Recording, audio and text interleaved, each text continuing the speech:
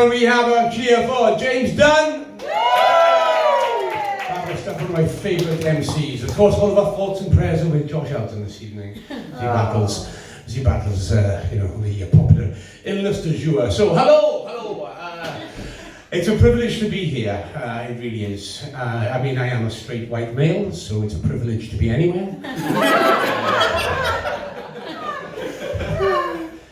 But there we are. It is a privilege because, aside from doing this stuff, what do you have to do to make ends meet these days? Take any gig you can get, and what I can get is karaoke hosting. It's like, you like karaoke? Yeah. Are you difficult to persuade? No, great. You should come to my karaoke nights, please, because it's like pulling teeth where I work. It's, I gotta get at people and just go, look, you don't have to be Tony Bennett to get up here. You don't even have to be Alan Bennett. Just fucking, get up, give us Alan Bennett's version of my way, Then I took the blows, the record shows, I did it my way, Just do something like that. You don't have to be Sheryl Crow to get up here next time. You don't even have to be Russell Crowe, Just get up and do a song. Of course, that worries me that one of these days somebody's going to get up and then go, all I want to do is have my vengeance in this life or the next, says the man next to me out of nowhere. It's apropos of nothing. He says his name is Maximus Decimus Aurelius, commander of the armies of the North. But I'm sure it's Bill or Billy or Mac or Buddy. And he's plain ugly to me. And I wonder if he's just gone 15 rounds with a couple of Bengal tigers. We are drinking beer at noon on Tuesday in a bar opposite a giant fucking Coliseum.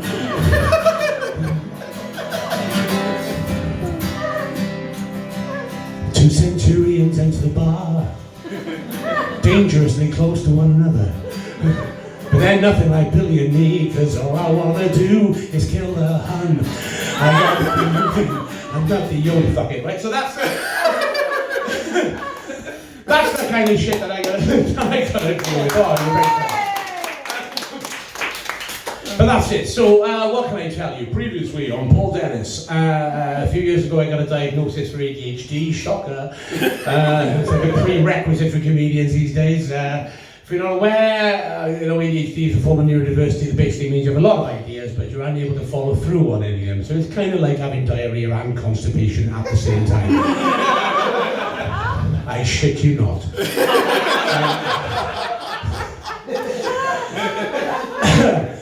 Prior to my diagnosis, I weighed 26.5 stone. I was in heart disease, a cliche of heart disease, and my blood pressure reading looked like my fucking phone number.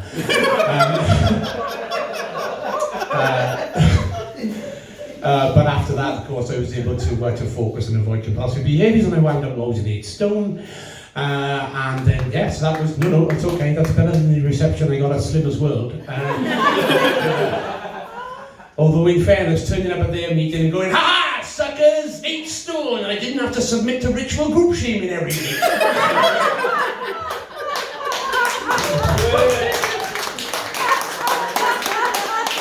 It's not really conducive to a rapturous response, is it?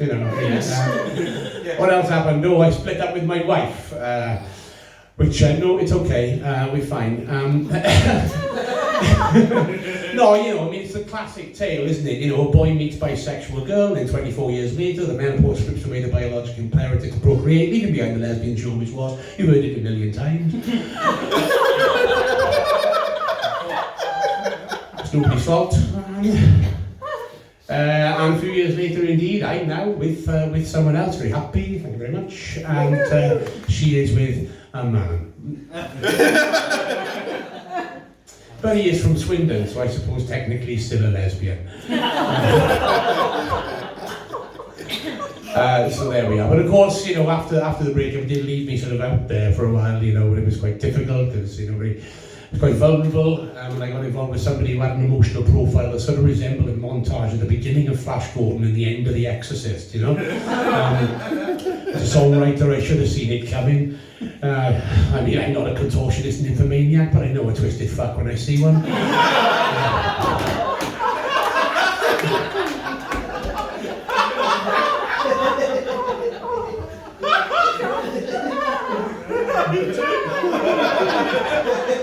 But it's tough out there, you know, it's tough out there. I mean, there were periods, you know, after I came out of that fucking embarrassing rebound, that, you know, I'd go for weeks, you know, and the only thing a woman had said to me was the unexpected item in the baggage area.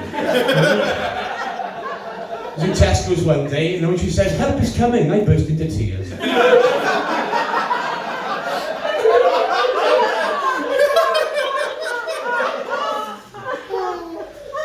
You know, and as many people have already noted, you know, the waters of Tinder are incredibly murky. Oh, I don't know why I swiped to the right. When you messaged me, it gave me a fright. You said, "Let's meet up," then you told me where. I know I'm new at this, but I'd never choose there. Now it looks set to be a fucking weird night. Here I am, shopping in Lidl with you. What exactly am I expected to do? Wax poetic about Iranian food. We can tell each other that we look fit, but we're sober and a bit too well lit. Dressing gowns to the left of me and ochre to the right. What the fuck, shopping in Lidl with you? I would have never worn this top if I'd known I bought it in this very aisle. So now I'm trying to stop you noticing, distracting you with strangely named cheese. Cheese.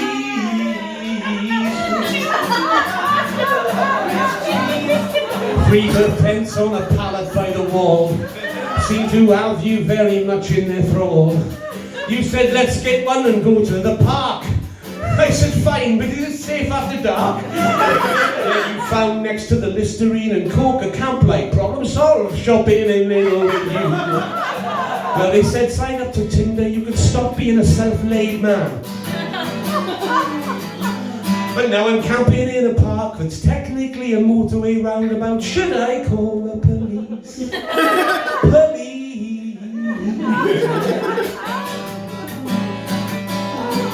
You put powder to kill off all the ants, or a frequently bought together deal with some maternity pants. I was impressed that you were so well prepared. I said, "Listen, love, I'm popping out for the mayor." And that's why there's a naked man running down the M4 tonight. Fuck this shit, shopping in Lidl.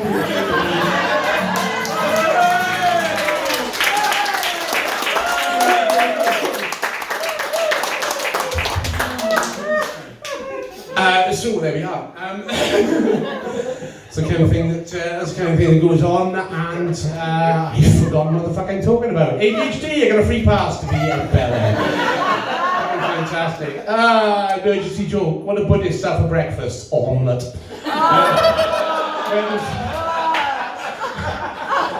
When does Welsh Terminator live? Hasta la vera, baby.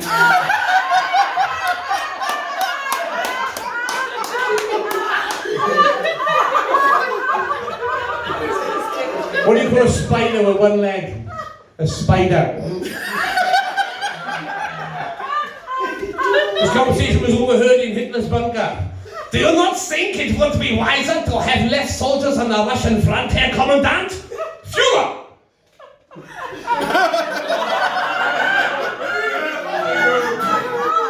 It's a tricky one, isn't it? Now,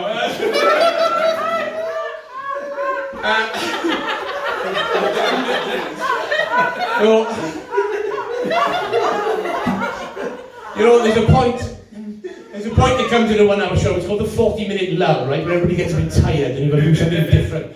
And yeah, the last one I did this thing, and I don't know, I enjoyed it so much, I thought I'd share it with you. This is now I deviated from the path in order to bring you a little culture. What I'm going to do is I'm going to read to you from a book of poems, which I am self-publishing.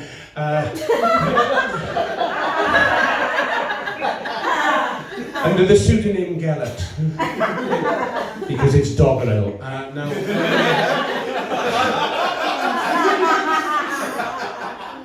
the two poems. The first poem is entitled "The Abyss." The Abyss, from the quill of Gellert. When you look into the abyss, I can see you leaning over the edge of the precipice, like a miniature eclipse. When you look into the abyss, You cannot hear me screaming up there on the surface. I'm trying to read, you taking the piss!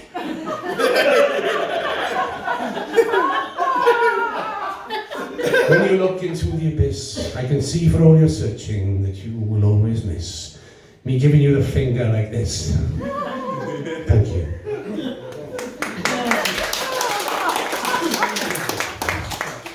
The second poem is entitled Wankers. Wankers from the Quill of Garrett. I'm going to Genoa to study protozoa, and then I'm off to Goa, where I shall eat quinoa. Wankers.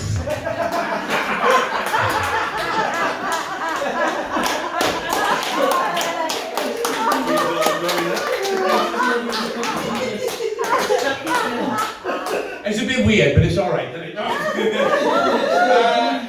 So what the fuck do we do now? He's not holding an instrument. Right, chaos! Right, so what happened was eventually I did get involved with somebody, and it lasted for, longer than your average, shower. But she did have quite a short temper, and sort of, well, this may or may not be autobiographical, but anyway, it's called Screaming Out Dabs.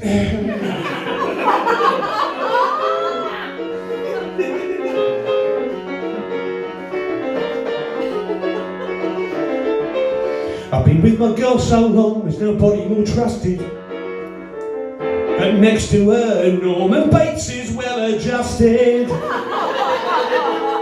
She doesn't mean to go ballistic, but next to her, no. Ha ha ha ha! Fucked it! Fine, ADHD, go pass. Everything's fine. But her temper's thinner than her lipstick. Oh, we go walking in the rain, and she listens to my pain, and she'll suck me off randomly, like on a Tuesday. She'll watch footy every night, and she'll match you pint for pint, but put a wet spoon in the sugar bowl and it's doomsday. And off she goes again, she's got the screaming abdabs, just Terminator 3 with a bob and a clutch bag. Alien versus Predator versus Adfab. You see, BBC by this comparison, she's got the screaming abdabs. It's like two rabid dogs and a wasp in a whack black cap. One of us will end up in rehab, and any fool can see it's gonna be me. She thinks EastEnders is set in Sydney. Now so do I, cost me a kidney. Thought nothing of it to correct her, then she turned into Hannibal Lecter. But she don't look at other blokes, laughs at my stupid little jokes, and she hates her mum as much as I do. But regrettably it's true, if you leave the cap off the toothpaste tube, they'll need your teeth to identify you. She's got the screaming abdabs. She's crazy as the rats in a crystal meth lab. Velociraptor with severe jet lag. On PCP, somewhat similar. She's got the screaming abdabs. Unintelligible diatribe straight out of the Reichstag. If the devil sprayed breath just scat nav, you'd end up wrapped round a tree, not so different from me.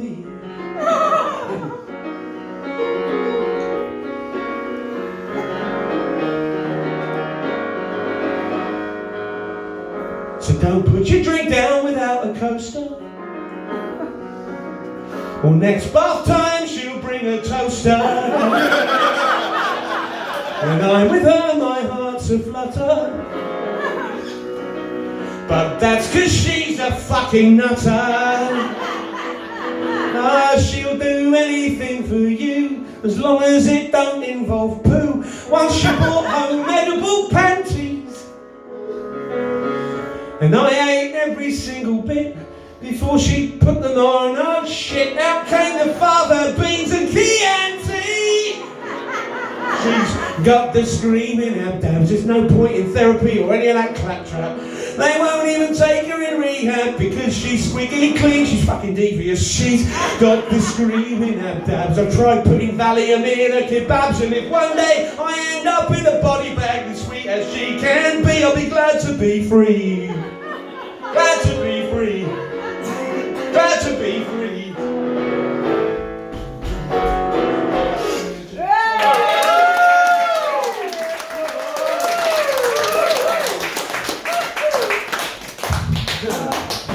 There's always some point where I just forget one thing and go to the lyrics. Just go, hang on a minute, where are the lyrics going? Where are the lyrics going? Brain's going, yeah, sorry, you didn't feed us enough, I'm sorry. Just, didn't give us enough speed today. That's what they treat ADHD with, can you believe it? Your brain's going too fast and they think speed is the way to fix it. It does work. There's this other thing. Which I'm now reminded to play you because, it seems to be a theme this evening. So this isn't fucking hell. It's hot in here, isn't it? Yeah. I feel like a one-man sweatshop.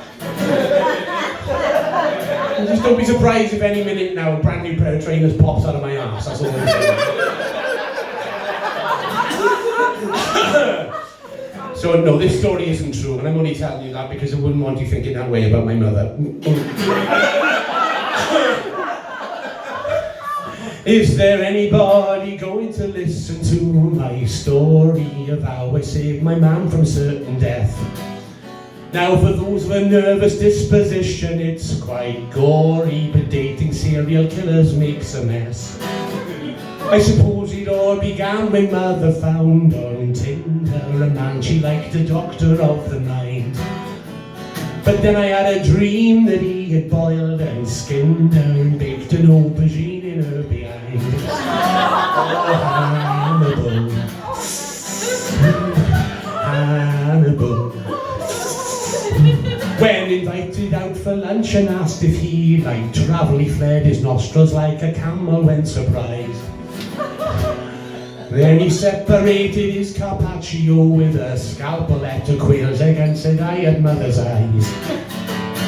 Mother, don't you go too far, you'll make fallopian caviar, believe me. Mother, don't you marry him, he'll slice your piss flaps wafer thin for please, please, please. Hannibal.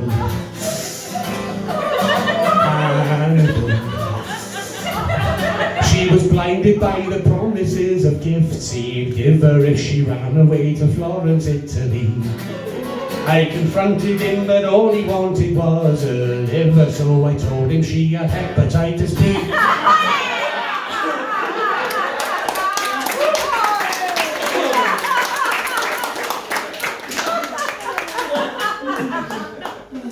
Random things that come into your brain, see, and it can often cause offence because we don't mean it. We just go, whatever's possible, it's impulse control, poor impulse control. Oh, you could totally do that. Yeah, you could, but everyone will hate you. I suppose it makes us well suited to this for a gift, really, doesn't it? I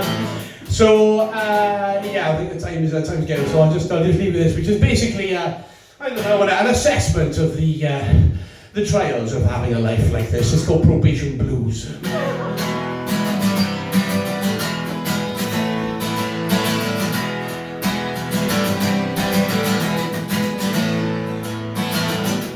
I got a new job, and I started yesterday. It's pretty reasonable money, and the people are nice in that officey way. But it was a 9-stage interview process, a blood test and a cavity search. And the prying prick said if you're Catholic, they want to speak to your priest at church. And if that's not enough humiliation, on top of that, it's 2 years probation.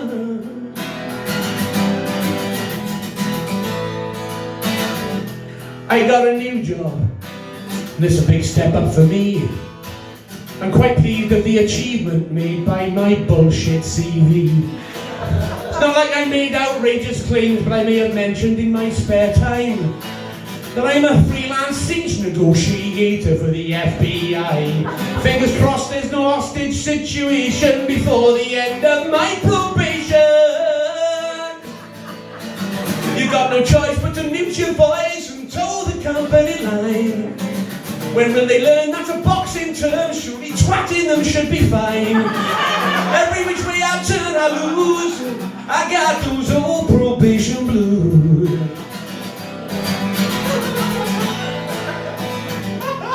I got a new job and the induction was underway.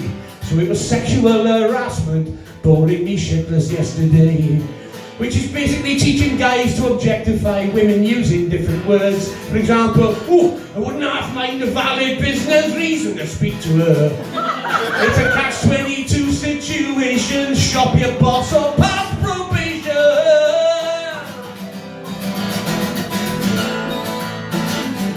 I got a new job, and on induction day 2, the module on transphobia gave me Boris deja vu. It was certain doom to go around the room, cause I can't resist making sparks. I said, well, I identify as a chicken, and my pronouns are bark, bark, bark. What in my wildest imagination made me think I passed probation. Now satire has always been a subtle art, but it's tough these days. And in the hands of a twat like me, moth the flaming egg to face. Every which way I turn I lose, I got those old probation blues.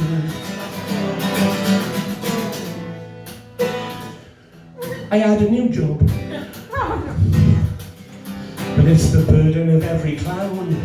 It's a problem with authority, means we can't hold a day job down. I don't want special treatment, no palaver, don't make a fuss. It just seems to be a sad reality. I can't keep a job longer than Liz Truss.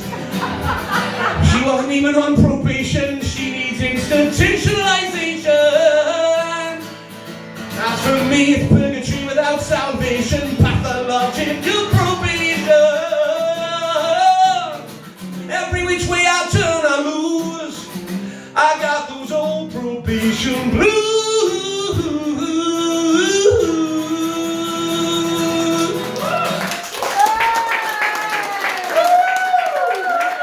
Thank you very much, guys. We've been clapping about a wonderful time supporting this podcast.